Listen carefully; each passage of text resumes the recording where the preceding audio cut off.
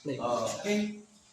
Tinahan ito na mga bisda, mga migo, biraw. Ayun na siya.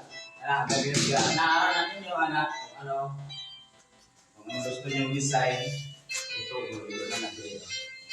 Tulo na sila ka po, katong pinarito.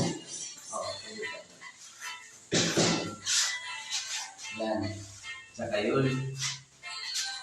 Ngayon, pupunta naman tayo sa sa lababo. So, kailangan yung depende kasi yan sa lababo. Ito yung ginagawa namin, table top. So, kailangan ito, yung butas dito, malaki siya kasi pagdating ng paglagay ng butas dito para hindi kayo mahirapan. So, mamaya naman nakakatulog, tignan ko yung nahulog yun na. Kuyawan ko lang. So, yan ako mga katulog. Sige, salamat. Ay, nanda ba?